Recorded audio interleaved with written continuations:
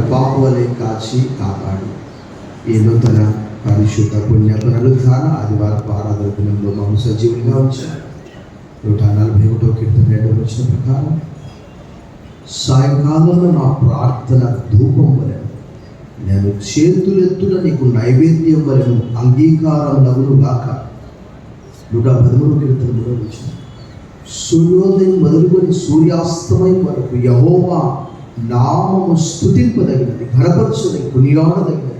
103వ కీర్తన 12వ వచనం పడమటికి తూర్పు ఎంత దూరమో మా అతిక్రమం అంత దూరపరిచిన మా గొప్ప దేవ. యెషయా 43:25 నేనే నా చిత్తానుసారంగా మీ అతిక్రమములను తుడిచి వేయించున్నాను. సముద్రపు అగాధంలో మా పాపములన్నింటినీ పడవేసిన మా గొప్ప దేవ, ఈ దినం మేము సజీవులంగా ఉన్నామంటే మా గొప్పతనం, మా భక్తి, మా శక్తి, మా ప్రార్థన, మా నీతిమంతులు కాదు.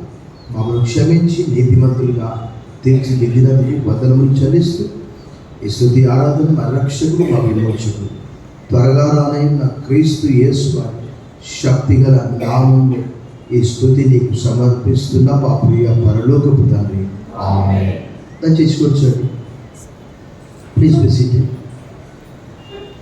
A warm welcome to this united service. ఈ సాయంకాలపు ఐక్య ఆరాధనకు కూడి వచ్చిన అందరినీ ప్రేమపూర్వక ఆహ్వానిస్తున్నాం. Great you all in the name of our Lord and saviour Jesus Christ. ప్రభువు రక్షకుడైన యేసు క్రీస్తు వారి శక్తిగల దివ్య నామములో మీ అందరికి శుభములు, సమాధానం కలుగును గాక. ప్రభునందు మిక్కిలి ప్రియులారా, మీ అందరికి క్షేమం తలస్తూ మీ అందరి కొరకు ప్రార్థిస్తున్నాము. ఇంకా మీకు ఏదైనా ప్రార్థన అవసరత ఉన్న ఎడలా మాకు తెలియజేస్తే ఖచ్చితంగా మేము ఆ వ్యక్తిగత కుటుంబ సంఘ ప్రార్థనలు ప్రార్థించగలము. వాక్య భాగం మనం చదువుకున్నాము. Scripture that we have read it, the Gospel according to Saint Mark chapter 10 verse 17. ఒకసారి మనము ఆ గ్రంథము తెరిచి ఆ లేఖన భాగాన్ని మనం చూసాం. Turn your Bibles with me to the Gospel according to Saint Mark chapter 10 verse 17. Mark సువార్త 10వ అధ్యాయంలోని ఆ లేఖన భాగాన్ని చదువుదాం. 10-17. ఆయన బయలుదేరి మార్గమున పోవుచుండగా ఒకడు పరుగెత్తుకొని వచ్చి ఆయన ఎదుట మోకాళ్ళుని, సద్బోధకుడా, నిత్య జీవమునకు వారసుడనగుటకు నేను ఏమి చేయదని ఆయనను. This word recorded in 3 Gospels. Gospel according to Saint Matthew chapter 19 verse 16, the Mark Gospel that we have read it, and the Luke Gospel 18 also Luke records.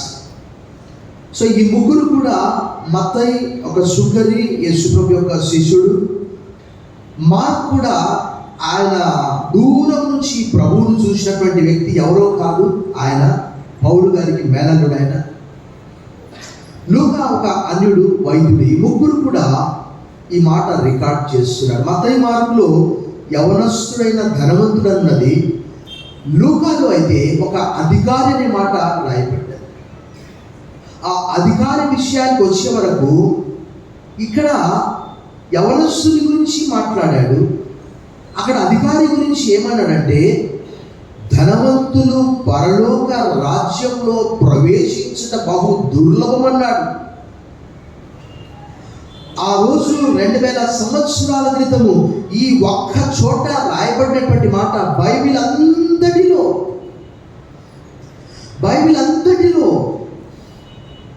పేతురు గారు ప్రసంగించినప్పుడు అపోస్తుల కార్యం 2:37 వారి హృదయాన నొచ్చుకొని, అంటే పొడవబడి, వాట్ షల్ వి డూ, ఇక్కడ అన్నాడు, what shall I do to inherit the kingdom of heaven, what good deed that I should do, ఏ మంచి పని చేయాలి. ఈరోజు కూడా అనేక మంది అనుకుంటున్నారు. ఆ రోజు ఆ యవనస్తుడు ఆ ప్రశ్న వేశాడు. ఈరోజు అనేక మంది రక్షణని గురించి దీనికి ఒక మనం టైటిల్ పెట్టుకోవచ్చు, how can be a new man. ఒక నూతన వ్యక్తిగా ఎలా తయారు చేయబడతారు, ఎలా మార్చబడతారంటే, యేసుప్రభు వారు చెప్పినటువంటి ఫార్ములా చాలా సులభముగా ఉంటుంది, కానీ కష్టతరమైనటువంటిది. యేసుప్రభు వారు ఒకానొక సందర్భంలో అన్నాడు, మీరు మారు మనసు పొందని ఎడల మీరందరూ అలాగే నశించుతారు. లూకాసు వార్త 13:3. మరొకటి చోట అన్నాడు, మత్తయి వార్త 18:3లో మీరు మార్పు నొంది బిడ్డల వంటి వారైతేనే గాని పరలోక రాజ్యం మీరు చేరుకోలేరు అన్నాడు. అంటే చూడండి, ట్రాన్స్ఫర్మేషన్ మనందరికి తెలుసు. ఎంతమందికి గొంగళి పురుగు సంగతి తెలుసో తెలియదో నాకైతే తెలియదు. గొంగళి పురుగు చూడడానికి ఎంత అసహ్యంగా ఉంటుంది. అది నల్లగా ఉండి ఆ వెంట్రుకలు, కానీ ఆ గొంగళి పురుగే ఏమైపోతుంది తెలుసా? సీతాకోక చిలుక వలె మారిపోతుంది. కారణం ఏంటి తెలుసా? దాని దశ అది. అలాగే ప్రభు యొద్దకు వచ్చినటువంటి వారు మనందరికీ తెలుసు, వారు ఆ రోజు హృదయంలో పొడవబడి what shall we do O Peter, అపోస్తలుల కార్యం 2:37. ఆ మాట ఆ రోజు 2000 సంవత్సరాల నుంచి ఈ మాట చెవులలో గెంగురుమంటూ ఉన్నది. చెరసాల అధికారి అన్నాడు, పేతురు అన్నాడు వాటికి, అయా ఏమన్నాడు తెలుసా? సింపుల్, యేసు ప్రభు చెప్పిన మాటనే. మార్క్స్ వార్త 1:15లో దేవుని రాజ్యము సమీపించున్నది. The kingdom of God is at your hand, it is near, repent and believe. దేవుని రాజ్యము సమీపంగా ఉన్నది, మీరు మారు మనసు పొంది సువార్తను నమ్మండి అన్నాడు. ఆ రోజు పేతురు కూడా అదే అన్నాడు, ఒకే మాట అన్నాడు. ప్రభు ఆయన పిలిచినప్పుడు ఆయన వైపుకు తిరిగానట. చెరసాల అధికారి కూడా అదే ప్రశ్న వేశాడు. ఏమని ప్రశ్న వేశాడు? ఓ సర్స్, ప్లూరల్ అన్నమాట. సర్ అంటే ఒక వ్యక్తి. O sirs, what must I do, నేనేం చేయాలి రక్షణ పొందుకోవడానికి? అపోస్తలుల కార్యం 16:30 పౌలు గారు అన్నాడు, ఫిలిప్పీ చెరసాలలో వేసినప్పుడు జరిగినటువంటి సంఘటన. పౌలు గారు అన్నారు, believe in the Lord Jesus Christ, you and your household will be saved. ప్రభువైన యేసునందు విశ్వాసం ఉంచుము, అప్పుడు నీవును నీ ఇంటివారు రక్షింపబడుదురని చెప్పాడు. పౌలు గారు చాలా సులభంగా చెప్తాడు. ప్రభువు నామమును బట్టి ఎవరు ప్రార్థన చేస్తారో, రోమపత్రిక 10:13 వచ్చినప్పుడు, ఎవరైతే ప్రార్థన చేస్తారో వారు రక్షింపబడతారు. సో దీనికి ఒకే ఒకటి ఉన్న పాటున ఒకానొక సందర్భంలో ఒక వ్యక్తి యెరూషలేము వెళ్ళి దేవుణ్ణి ఆరాధించి, అపోస్తలుల కార్యం 8:00 ఆ వ్యక్తి మరలా తిరిగి అరణ్య మార్గం గుండా వెళ్తూ ఉన్నాడు. ఏం చేస్తున్నాడు ఆయన? యెషయా గ్రంథంలోని ఒక లేఖన భాగము చదువుతూ ఉన్నాడు. మనందరికి తెలుసు, ఫిలిప్ అక్కడ ఉన్నాడు. ఆత్మదేవుడు ఏమో పరిగెత్తు అని వెళ్ళి రథం పైన వెంబడించు అంటే పోయి అక్కడ కూర్చుంటాడు. ఆ ఫిలిప్ అడుగుతాడు, do you understand what you are reading? నువ్వు చదువుతున్నది నీకు అర్థమవుతుందా? Oh, unless somebody explains me, ఎవరైనా నాకు తెలియజెప్పకపోతే నాకు ఎలా తెలుస్తుందయ్యా అంటే, ఆ లేఖనాన్ని అనుసరించి యేసు క్రీస్తు ఆయన ఈ లోకానికి మానవునిగా వచ్చి మానవులందరి కొరకు చనిపోయి సమాధి చేయబడి తిరిగి లేపబడ్డాడు, శ్రమ అనుభవించాడు, హింసించబడ్డాడు అని ఆ వ్యక్తికి తెలియజేస్తే, ఆ వ్యక్తి చెప్పినటువంటి మాట చెప్పండి, ఏం చెప్పాడు ఆయన? బిగ్గరగా చెప్పండి. చప్పట్లు బట్టి ప్రభువును మహిమపరుస్తాము. బిగ్గరగా ఏమన్నాడు తెలుసా? మీరు వెళ్ళలేదు. ఆ వ్యక్తి అన్నాడు, ఇగో ఇక్కడ నీళ్లున్నాయి, ఏమైనా ఆటంకమా అన్నాడు. అక్కడ చెరసాల అధికారి కూడా మధ్యరాత్రి బాప్తిజం తీసుకున్నాడు. ఇక్కడైతే నేను I see lot of people just they come and sit and go అవే.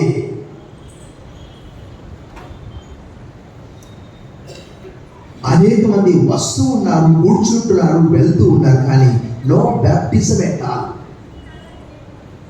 ఇది ఎలా ఉందంటే ఒక టౌన్ హాల్లో కొంతమంది అయితే జస్ట్ ఊరికి అట్లా చూసాం ఏం చెప్తారు, టౌన్ హాల్లో ఏదన్నా ఒక సభ జరుగుతుంది చూడు, ఆ వ్యక్తి ఒక అధికారి ఆరాధించాడు, మరలా తిరిగి వెళ్తూ ఉన్నాడు, గ్రంథాన్ని పరిశీలిస్తూ ఉన్నాడు. ఆయనకు అర్థం కాలే, ఎన్నోసార్లు చదివి ఉండవచ్చు, ఆత్మ యొక్క కార్యము. ఆ మాట మీకు చదివి వినిపిస్తాను చూడండి. అపోస్తలుల కార్యం 8వ అధ్యాయము 36వ వచనం ఒకసారి ఓపెన్ చేయాలని కోరుతున్నాను. Turn your Bibles with me to the Acts of Apostles chapter 8 verse 36. వారు త్రోవలో వెలుచుండగా ఎవరెవరంటే నపుంసకుడు ఫిలిప్పు ఏమన్నాడు? ఇదిగో, బిగ్గరగా చెప్పండి, ఇదిగో, బిగ్గరగా చెప్పండి, ఇదిగో నీళ్లు నాకు బాప్తిస్మమిచ్చుటకు ఆటంకమేమని అడిగి రథము నిలుపుమని. ఒకసారి ఫుట్ నోట్ చూసాం, నేను కూడా ఏమున్నదో చూడండి. మనం అందరము ఈరోజు ఆ వాక్యము ఫుట్ నోట్స్ అందరం ఒకేసారి చదువుదాం. వాస్తవంగా చెప్తున్నాను, ఈ ఫుట్ నోట్స్ నేను ఇప్పుడే చదవడం. ఫిలిప్పు, నీవు పూర్ణ హృదయముతో విశ్వసించిన ఎడల పొందవచ్చునని చెప్పాను. బిగ్గరగా, అతడు యేసుక్రీస్తు దేవుని కుమారుడని విశ్వసించుచున్నానని ఉత్తరమిచ్చాను. బిగ్గరగా చప్పట్లు కొట్టండి.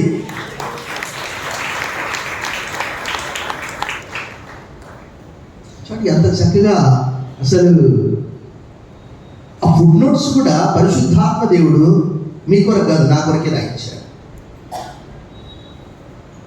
యేసు ప్రభువని నోటితో ఒప్పుకొని దేవుడు మృతులలో నుండి ఆయన లేపినని హృదయమందు విశ్వసించాడు, నీవు రక్షింపబడదు. రోమపత్రిక 10:9. ఎలాగనగా రక్షింపబడినట్లు, నీతి కలుగునట్లు హృదయంతో, రక్షణ కలుగునట్లు నోటితో నీవు ఒప్పుకుంటావని రోమపత్రిక 10వ అధ్యాయం 10వ వచనంలో రాయబడ్డాయి. ఎంత అద్భుతంగా అక్కడ రాయబడ్డచ్చు. దేవుని వాక్యంలో యేసుప్రభు అన్నాడు, తన్ను ఎందరు అంగీకరించినో వారికి అందరికీ, అనగా తన నామమునందు విశ్వాసం వచ్చిన వారికి ఏమి ఇచ్చాడట? దేవుని పిల్లలయ్యే అధికారం ఇచ్చాడట ఆయన. అది ఇక్కడ కొన్ని విషయాలను మీకు తెలియజేస్తాను. ఉన్నపాటి నా ప్రభు యొద్దకు రావాలి. కొంతమంది సంవత్సరాల నుంచి వస్తూ ఉన్నారు. పాపం ఒక ప్రియ సహోదరి నడిపింపు లేక 60 సంవత్సరాలు రిటైర్ అయింది. ఆమె బాప్తిజం లేదు. ఎందుకో దేవుడు నాకు అడిగించాడు, ప్రియ సహోదరి మీకు బ్యాప్టిజం అయిందా అన్నాను. చాలా లేదు సార్. మరి మీరు చనిపోతే మీ అది ఎక్కడ సమాధి చేయాలని అడిగారు. ఒక్కసారి భయం పుట్టుకొచ్చింది. ఇది నిజం చెప్తున్నాను ఇక్కడే. సార్ మీరే నాకు బ్యాప్టిజం ఇవ్వాలి సార్. 60 సంవత్సరాల్లో బ్యాప్టిజం తీసుకున్నాను. ఇక్కడ చెరసాల అధికారి మధ్యరాత్రి చూడండి, ఒకసారి అపోస్తలుల కార్యం 16 చూడండి మీరు. అపోస్తలుల కార్యం 16వ అధ్యాయం ఒకసారి ఓపెన్ చేయండి మీరు. 16వ అధ్యాయము 32-33 వచనాలు. అతనికిని అతని ఇంటనున్న వారికి అందరికీ దేవుని వాక్యము బోధించాలి. ఎవరు? పౌలు, శీల గారు. రాత్రి ఆ గడియలోనే అతడు వారిని తీసుకొని వచ్చి వారి గాయములు కడిగెను. వెంటనే అతడును అతని ఇంటి వారందరూ బాప్తిస్మం పొందిరి. చెరసాల్లో వేయబడ్డప్పుడు వారు ఏడ్చడానికి బదులుగా, దుఃఖించడానికి బదులుగా, అవమానకరంగా భావించడానికి బదులుగా పాటల ద్వారా దేవుణ్ణి స్తుతిస్తూ ఉంటారు. అప్పుడు గొప్ప అద్భుతం జరిగింది. భూకంపం సంభవించింది. చెరసాల తలుపులన్నీ బద్దలైపోయి, తాళాలు పగిలిపోయి, ఆ చెరసాల అధికారి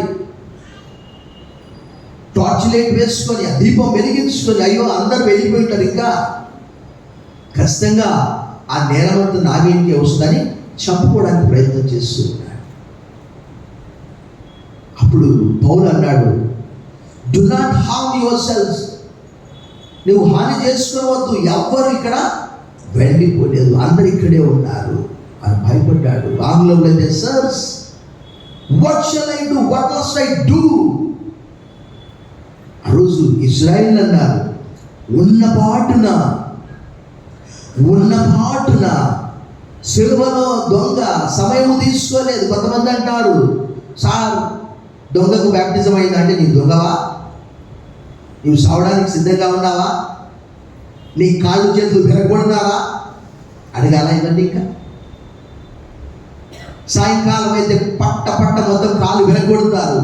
యోహాను సువార్త 19వ అధ్యాయంలో రాయబడింది. ఆ దొంగ ఉన్న పాటున ఏమన్నాడు చెప్పండి, ఏమన్నాడు? యేసు నీ రాజ్యముతో కూడా నీ వచ్చినప్పుడు నీవు నన్ను. ఆ దొంగకు ఆ ముందు చూపుంది, దేవుని రాజ్యంలో చేరాలని. ఒకవేళ ఇక్కడ ఎవరైనా ప్రీచర్స్ ఉండవచ్చు, కొన్నిసార్లు నికోడేమస్ కూడా లేఖనాలు బాగా చదివాడు, కానీ ఆయనకు అర్థం కాలే. ప్రభు ఏమన్నాడు, నువ్వు ఇశ్రాయేలుకు బోధకుడవై ఉండి ఈ విషయాన్ని తెలియవా నీకు?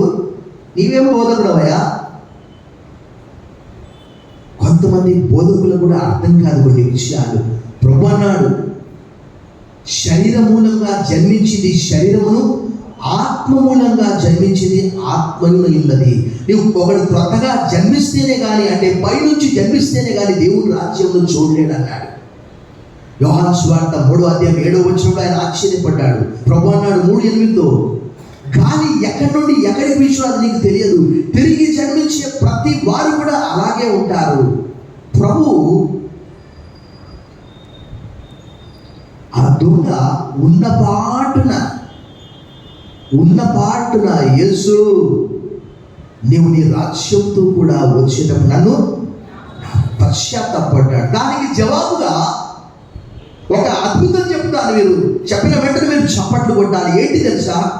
రోమా ప్రభుత్వం అన్నది, అరే మూర్ఖుడా, దుష్టుడా, దుర్మార్గుడా, ఈ లోకంలో నీ జీవించడానికి యోగ్యుడవు కాదు, నీవు నరహంతకుడవు, ఈ శిక్ష నీకు సరిపోయింది, నీ కాళ్ళు చేతులు విరగొట్టి నేను చంపేయాలి అని వాళ్ళు అనుకున్నారు. ప్రభు ఏమన్నాడు, ఈ లోకంతో నీకేం అవసరము? చెప్పండి, నేను చెప్పినట్టు, today you will be with me in paradise. చప్పట్లు కొట్టాడు బిగ్గరగా. రోమా ప్రభుత్వం అన్నది, వీడు మరణానికి పాత్రుడు, he is deserve to be dead అని అన్నాడు. నేడు నీవు నాతో కూడా పరదేశంలో. బిగ్గరగా చప్పట్లు కొట్టండి. మరి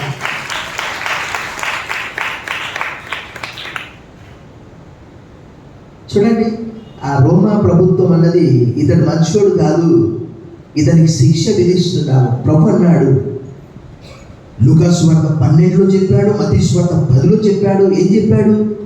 శరీరమును చంపే వారికి మీరు భయపడొద్దండి, శరీరమును ఆత్మను రెండింటిని నరకంలో వేసే వారికి మీరు భయపడండి. ఆ దొంగ ప్రభువును గుర్తుపట్టాడు. ఈ లోకము ఆ దొంగను ఏం చేసిందంటే వీడు వేస్ట్ అనుకున్నారు, కానీ ప్రభు అన్నాడు, నేను ఎక్కడుంటే నీవు కూడా అక్కడే ఉండాలి. Mister thief. ఆ రోజే సిన్నర్ బికేమ్ సెయింట్. ఆ పాపి పరిశుద్ధుడు ఆ క్షణాన అయిపోయాడు. ప్రభు ఏం చేస్తున్నాడంటే మారు మనసు పొందమంటున్నాడు, అంటే రిపెంట్. మనం చూస్తూ ఉన్నాము, ఒక కుష్ఠరోగి, ఒక పాపి ఎలా పశ్చాత్తాపడుతున్నాడు.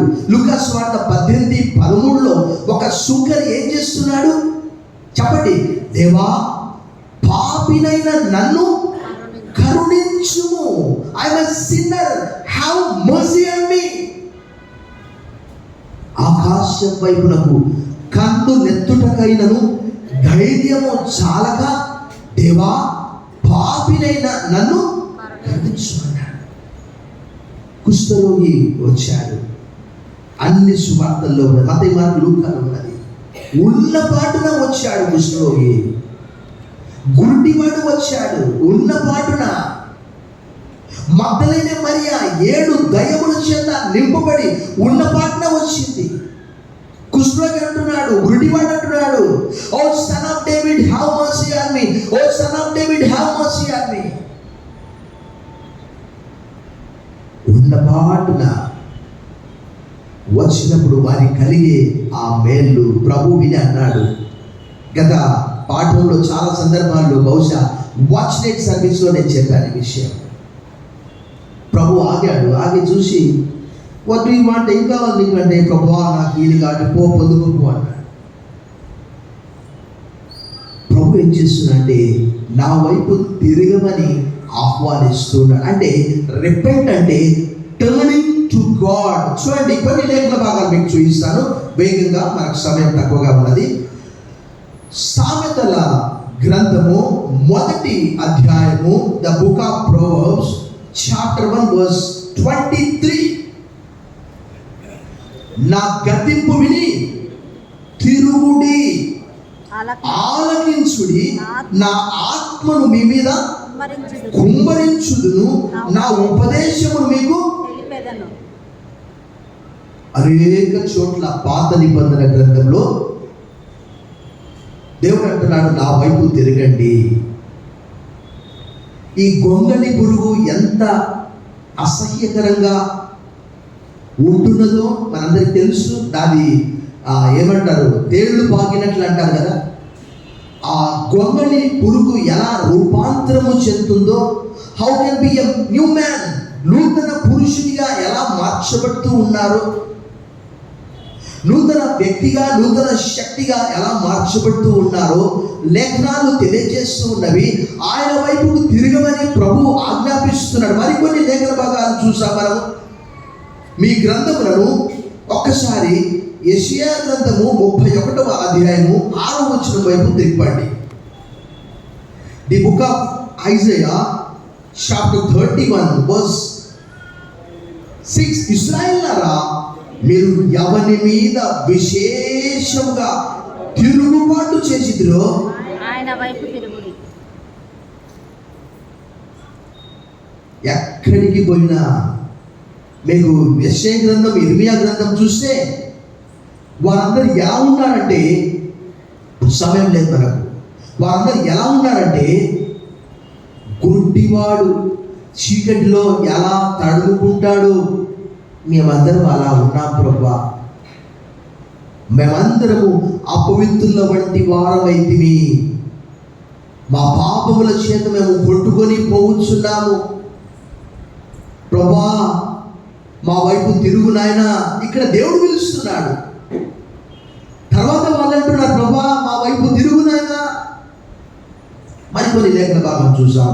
The book of Isaiah chapter 59 verse 20.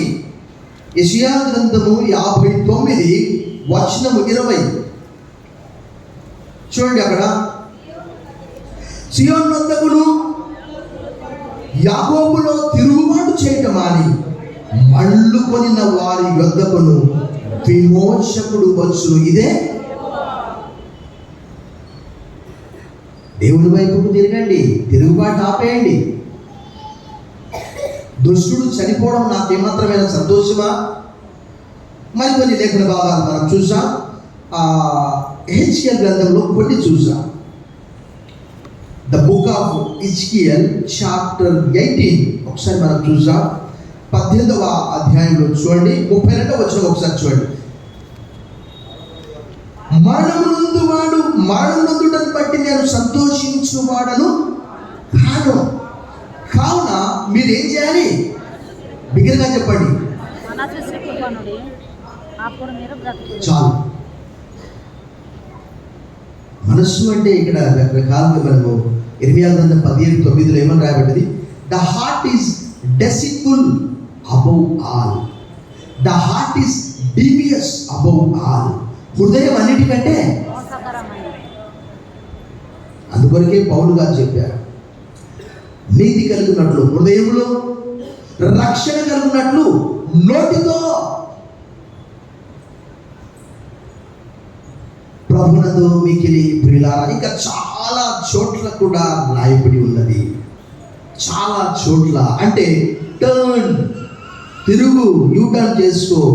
ఒకవేళ ఆ క్యాటర్ పిల్లర్ గురించి మనం విన్నాం, ఎంత అసహ్యంగా ఉంటున్నదో ఆ క్యాటర్ పిల్లర్, ఆ గొంగళి పురుగు. ఒకవేళ మన ఆ చేయి పైన త్రాగితే ఎలా ఉంటుందంటే అంటారు కదా, తేళ్ళు జల్లు బాగినట్లు. కానీ ఒక్కసారి మీరు ఆలోచన చేయండి, అది సీతాకోక చిలుక వలె ట్రాన్స్ఫర్మేషన్ వచ్చిన తర్వాత మనం ఏం చేస్తాము, ఎంత కలర్ఫుల్గా ఉంటుంది. అలాగే మానవ జీవితం కూడా దేవుని వైపుకు తిరిగితే, ఇప్పటివరకు మనము దేవుడు తిరగమని చెప్పాడు. ఇక ఇశ్రాయేలు చూడండి ఒకసారి, పరమగీతం 1వ అధ్యాయము 4వ వచనంలో చూడండి ఒకసారి. పరమగీతము 1:4 చూడండి. పరమగీతం 1:4, నన్ను ఆకర్షించుము, మేము నీ యొద్దకు. చాలు. ఇక్కడ సంఘమునకు క్రీస్తుకు ఉన్నటువంటి ప్రేమని గురించి అనేక చోట్ల యెషయా గ్రంథంలో, ఇర్మియా గ్రంథంలో, ఎహెజ్కేలు గ్రంథంలో, ప్రభువా మా తట్టు తిరుగు నాయనా. చూడండి ఒకసారి కీర్తనల గ్రంథంలో కూడా ఒకసారి చూడండి. The book of Isaiah, the book of Psalms 80 verse 14.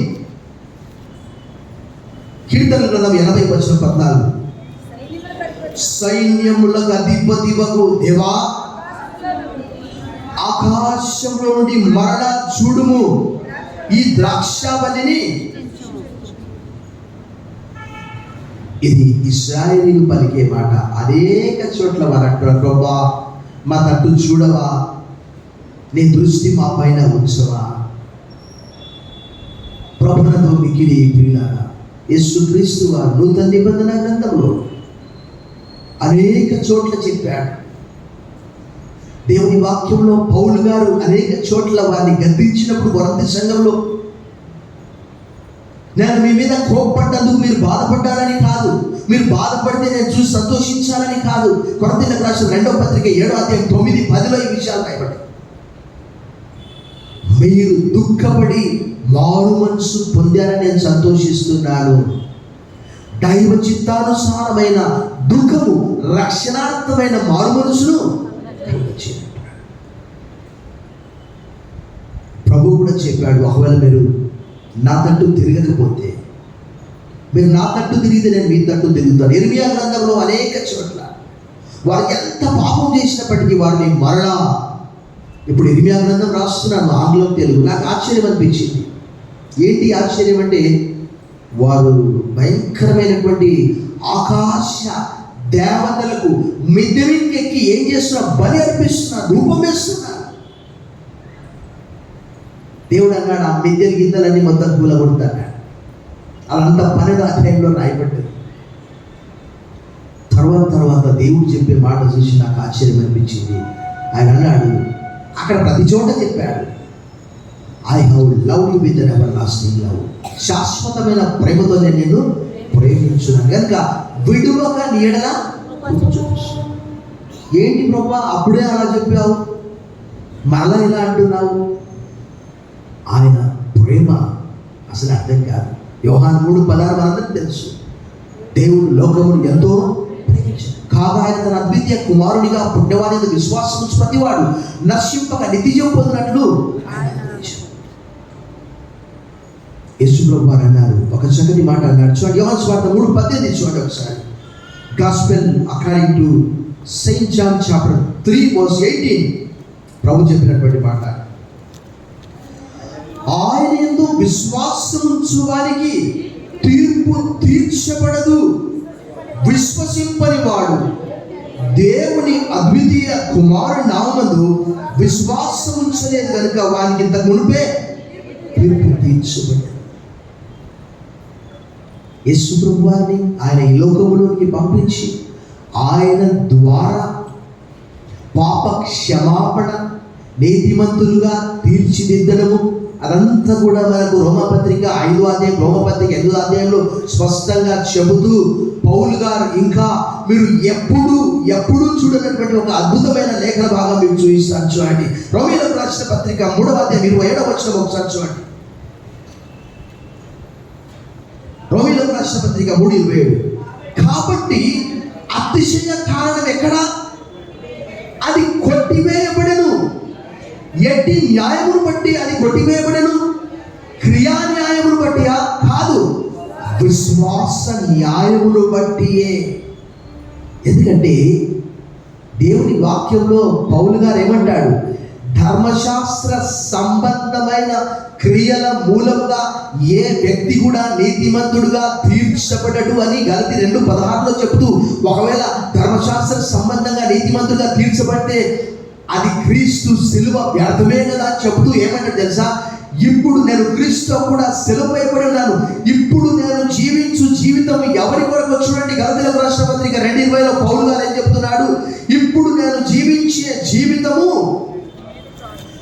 నన్ను ప్రేమించి నా కొరకు తన్ను తాను అప్పగించుకొని నా దేవుని కుమారుని అందరి విశ్వాసం వల్ల జీవిస్తూ ఉన్నా. నా ధర్మశాస్త్రం నన్ను రక్షించలేకపోయింది. 2:16 చెప్తారు అక్కడ. ప్రభునందు మిక్కిలి ప్రియులారా, యేసు ప్రభువారు అన్నారు ప్రకటన గ్రంథం 22:17లో, ఎవడైనా తప్పికొంటే వారి నా యొద్దకు రాని, వారి దాహము తీర్చుకొని. చూడండి, ప్రకటన 22:17 మనం చదువుదాం. Book of Revelation chapter 22:17. ఆత్మయు పెళ్లి కుమార్తె రమ్మని చెప్పుచున్నాడు, వినువాడు రమ్మని చెప్పు. దప్పికొన్న వాణ్ణి రానిపు, ఇచ్చయించు వాణ్ణి జీవ జలమును ఉచితంగా.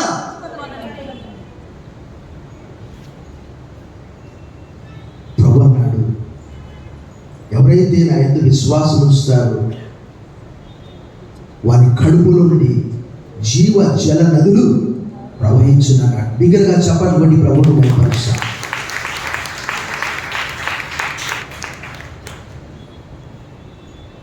మనకు కూడా రావడానికి సమయం చాలా తక్కువైతుంది. 35 నిమిషాలకే సమయం అయిపోతుంది. ప్రభునందు మిక్కిలి ప్రియులారా, ఆ ప్రభు ఈ లోకానికి వచ్చాడంటే ఆయన వైపుకు తిరిగితే ఆయన మన వైపు తిరుగుతాడు. ఆ యొక్క సుంకరి, ఆ పశ్చాత్తాప ప్రార్థన, ఆ దొంగ ఉన్నపాటున ఆ సిలువపై ఆ ప్రభువును గ్రహించి గుర్తించి ఆయనతో పాటు అదే దినం పరదేశికి వెళ్ళిపోయాడు. ఈ లోకము అయోగ్యులుగా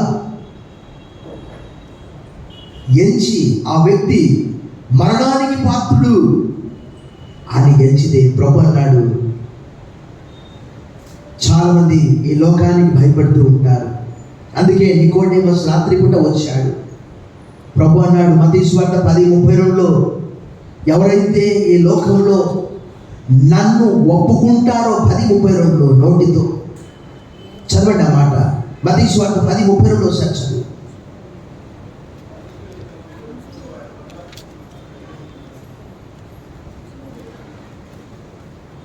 ఏమన్నాడు తెలుసా యేసు ప్రభువారు? మనుషుల ఎదుట నన్ను ఒప్పుకొని వాడెవడో పరలోకమందున నా తండ్రి ఎదుట నేను ఒప్పుకొందును. మనుషుల ఎదుట ఎవడు నన్ను ఎరగనన్నో వాని పరలోకమందున నా తండ్రి ఎదుట నేను ఎరగనందును. ఆ దొంగ అందరి ఎదుట నేను ఇప్పుడో అప్పుడో కాసేపట్లో నేను ఎలాగో చచ్చిపోతాను. ఎందుకంటే అక్కడ స్పష్టంగా రాయబడినది, లేఖనాల ప్రకారం ఏం చేస్తారట, సాయంకాలం వరకు డెడ్ బాడీ అక్కడ ఉంటుందట. పాత నిబంధన గ్రంథం అంతట్లో కూడా రాయబడ్డది. తీసి అక్కడ పడేస్తారు అంతే. అదంతా యెహోషువ గ్రంథంలో రాయబడ్డది. దాని మీద ఉంచొద్దు చెట్టు పైన. యేసు ప్రభువుని కూడా తీసి ఏం చేశారు, సమాధిలో ఉంచారు. ఆ దొంగలు ఏం చేశారు, టప్ప కాలు విరగొట్టారు అంతే. ఇంకా కానీ లేఖనాల్లో రాయబడిన రీతిగా మన ప్రభు ఎముకలలో ఒక్కటి కూడా విరగొట్టబడలేదు. మనం చప్పట్లు కొట్టి ప్రభువుని మహిమపరుస్తాం. చూడండి, మరి వాళ్ళ విరగొట్టినప్పుడు ప్రభువుని కూడా విరగొట్టాలి కదా, రాయబడినది అక్కడ. ఎంత అద్భుతం కదా. ప్రభునందు మిక్కిలి ప్రియులారా, ఈ సాయంకాలం ఒకవేళ ఒక చిన్న ఉదాహరణ చెప్పి నేను ముగిస్తాను. మధ్య యుగంలో ఒక ధనవంతుడు ఉండేవాడు. ఆ ధనవంతుని యొద్ద ఒక పనివాడు ఉండేవాడు. అతను చాలా భక్తి గలవాడు. ఒక దినము ఆ యజమానుడు చావడానికి సిద్ధమయ్యాడు. ఆ పనివాడిని పిలిపించి, అరే నేను ఇప్పుడు అప్పుడే చచ్చినట్టుంది, నేను పరలోకం పోతానో లేదో నాకైతే డౌట్ ఉందిరా, ఏం చేయాలని అన్నాడట. ఇక్కడ మనం ఏం చూసాము? యవనస్తుడైనటువంటి ధనవంతుడు యేసు ప్రభు యొద్దకు వచ్చి, మత్తయి సువార్తలో అయితే మోకాళ్ళుని అనే మాట రాయబడ్డది. ఓ బోధకుడా, నిత్య జీవం పొందుకోవడం నేను ఏం చేయాలి అంటే, ప్రభువు చెప్పినటువంటి ఆ మాటను బట్టి మనందరికీ తెలుసు, అతను విసుక్కొని వ్యసనపడి వెళ్ళిపోయాడు. ఈ మధ్యప్రాచ్యంలో మధ్యయుగంలో ఒక ధనవంతుడు ఆ పనివాడిని అడిగాడు, అరే ఇప్పుడు అప్పుడే చచ్చినట్టుంది, ఏం చేయాలి అంటే, వాడు చాలా తెలివిగా యజమాని యొక్క అహంకారాన్ని చూసి, అయ్యగారు మీరు ఒక పని చేయాలి, పరలోకం వెళ్ళాలంటే, చెప్పురా ఏం చేయాలి? మీరు బురదలపై మోకాళ్ళ మీద ఉండి ప్రభువా నన్ను క్షమించమని అడగాలి. అది అసాధ్యంరా, నేను ఇంత ధనవంతుని. ఈరోజు అనేక మందికి అదే ఆటంకంగా అవుతుంది. నేను మందిరానికి వెళ్తే ఎవరు చూస్తారో, నేను బ్యాప్టిజం తీసుకుంటే ఎంతమందికి తెలుస్తుందో, నా చుట్టుపక్కల వారు ఏమనుకుంటారు, నా కులం ఏమవుతుంది, నా అన్నదమ్ములు నా అక్కజనులు ఏమనుకుంటారు. ఆ మధ్య యుగంలో ఆ ధనవంతుడు, అదే ఇంకేదైనా ఉంటే చెప్పురా.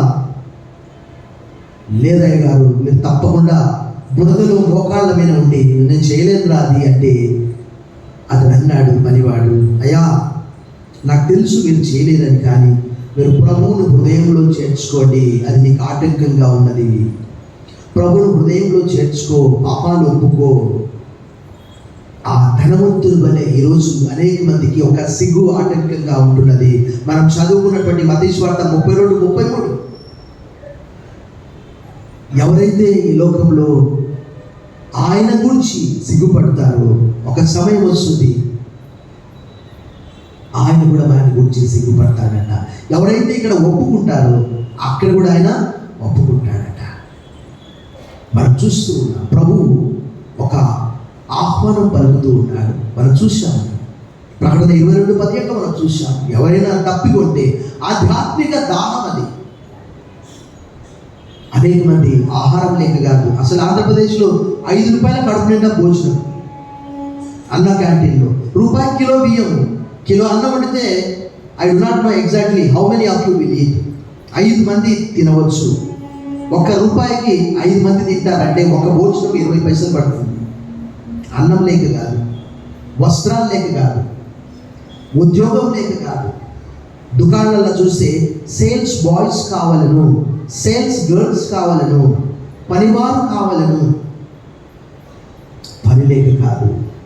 మంచి మంచి ఐఏఎస్లు, ఐపీఎస్లు, ఐఎఫ్ఎస్లు, ఐఆర్ఎస్లు.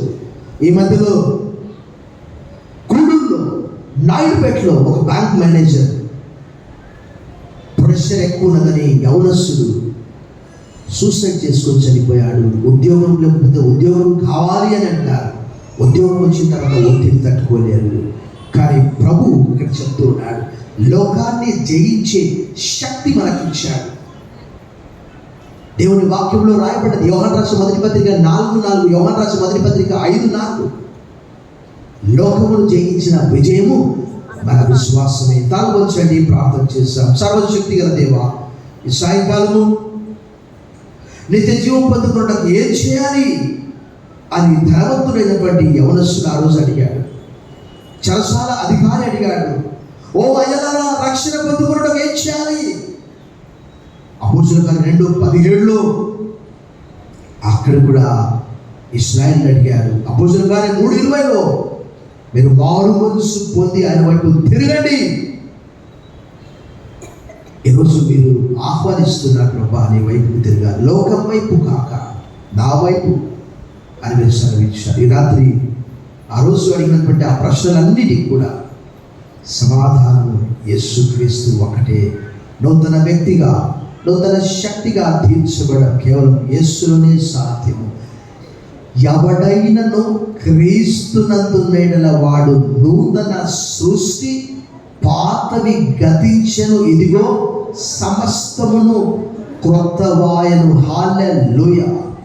ఈ రాత్రి మాకు ఇచ్చినటువంటి ఈ సందేశమును బట్టి ఇంకా ఎంతమంది రక్షించబడలేదు వారందరి కొరకు రక్షణ కోరుతూ యేసు నామములో ప్రార్థిస్తున్నాం తండ్రి. ఆమేన్.